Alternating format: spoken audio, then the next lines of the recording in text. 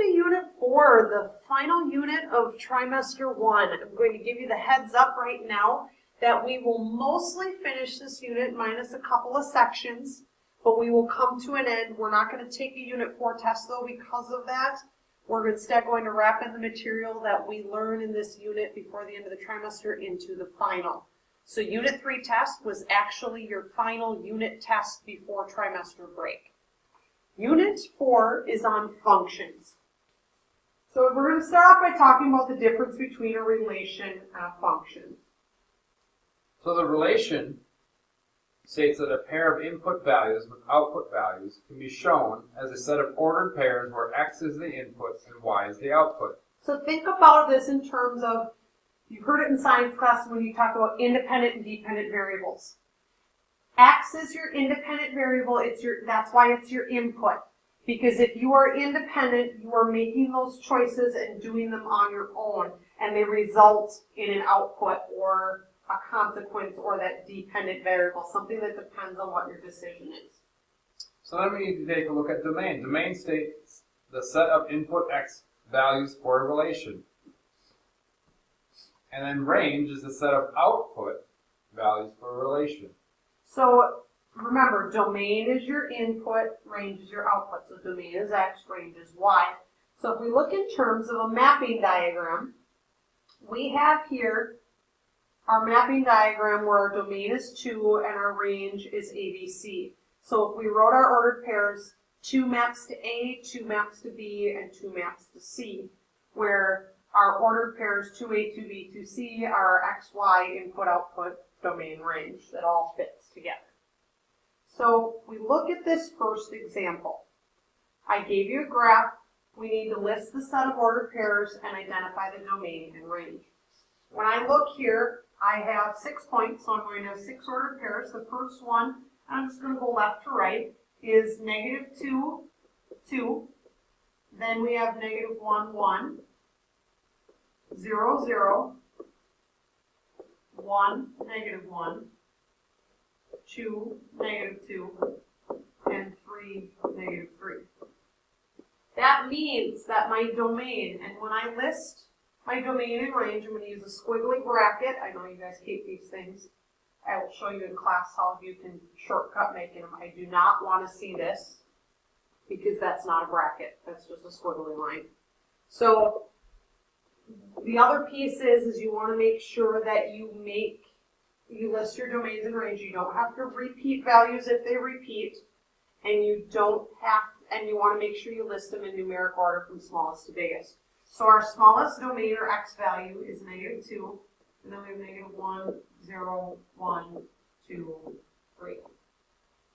And then our range values, going from smallest to biggest, are -3, -2, -1, 0, 1, 2. And that's it. Pretty easy, huh?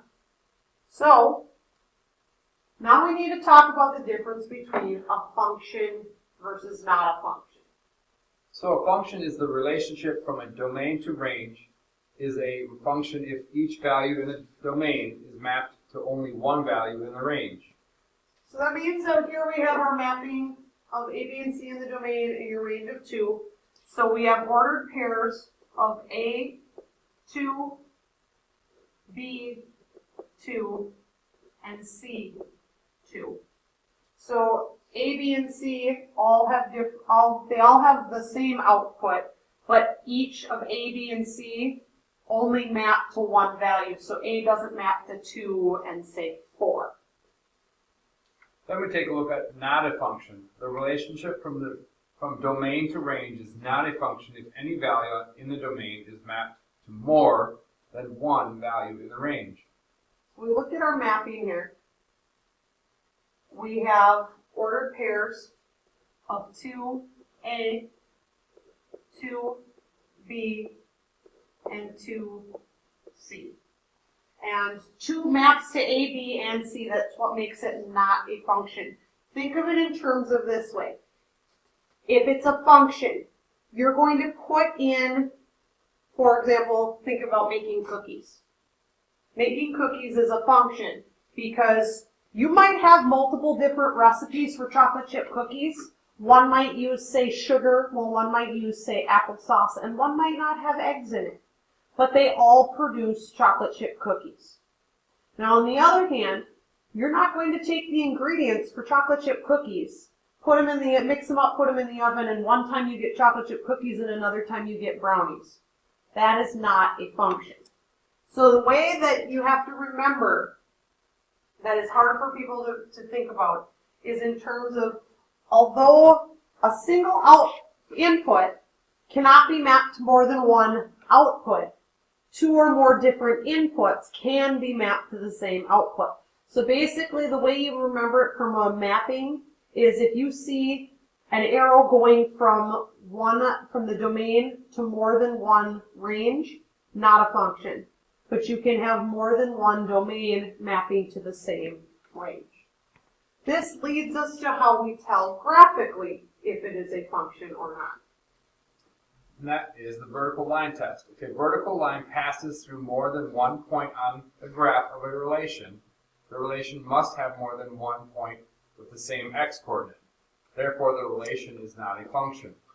So for example, in our pictures here, on the left, that's a function. We got this smooth curve and we've got these blue dotted lines that we're drawing and it's only hitting the graph at one place. Whereas when you have this one on the right, when we draw the blue dotted line, it hits the graph here and here, which is why it fails the vertical line test and therefore is not a function. So now we want to use that vertical line test, but I give you the ordered pairs. So you might be able to tell if it's a function or not from the ordered pairs, but we're going to graph them and then use that. So we have the ordered pairs 2, 3. We have 3, 1. 5, -6. And 6, 4. And if I draw a vertical line, I'm going to change my thickness of my line just here for a second here. If I draw a vertical line, nope, only hits 1 point, only hits 1 point, only hits 1 point, only hits 1 point. I didn't connect the dots, although I could, but either way, it doesn't hit. So this would be considered, yes, it's a function.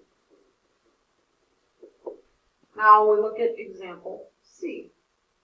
Now we have the ordered pairs 3, -1, 4, 5, 5, 2, and 5, 0. I can already see that if I draw a dotted line right here, I cross my graph at 2 different places. So I would say here that 5, 2, and 5, 0 fail the vertical line test, and we'd say not a function. So now I've given you the graph, and I see here that no matter where I draw my dotted lines, I'm only going to hit the graph in one place. So this would be yes, it's a function. Right, apparently. And this one, draw a vertical line. Oh, I hit the graph in 2 different places. Now, if you hit the graph in 2 different places, I want you to list those ordered pairs. So I've got 3, -1. Oops, 3. Let's try that again. 3, -1. And 3, 1, 2, 3, 4, 5. So we say not a function. Pretty simple, right? So now we go to what's called a continuous function. A lot of you guys, because I have ordered pairs marked on F, want to just tell me that the domain is -4, 0, 3, and 5, and the range is -4, -2, 0, and 3. But this is a continuous function. So we say, okay, the furthest, when we talk domain is x values, so we go left to right. The furthest left that my graph goes is here, and the furthest right that my graph goes is here. So my domain has to be written in interval notation. So it's a closed bracket because there are filled in dots there. So it goes as far left as -4 and as far right as +5. So we have an interval from -4 to 5. Now, it goes as low for the range of y values as here and as high as here. It kind of boxes itself in. So that tells me that my range goes from as low down as -4 to as high as +3. Example G gets a little bit different in that for domain, because of these arrowheads, that tells me if I keep drawing those out, it's going to get getting wider and wider and wider and wider and wider in both directions forever and ever and ever. That means my domain goes from -infinity to +infinity. You could also say all real numbers and abbreviate that with a double bar R. Either of those answers would be acceptable. Now, your range, the lowest it goes is here, but it goes up for forever. So that lowest point is 3, and it goes to +infinity. You could also say that your y is greater than or equal to 3, which means the same thing as the square bracket 3, infinity. So now, I want you to try. We've got a couple of different types of problems. The first one, you need to look at the table and list the domain and range. For I, you get two different ones. Is it the relation of function between instant rice cooking times versus servings, and from drawing a mapping from last name to social security number?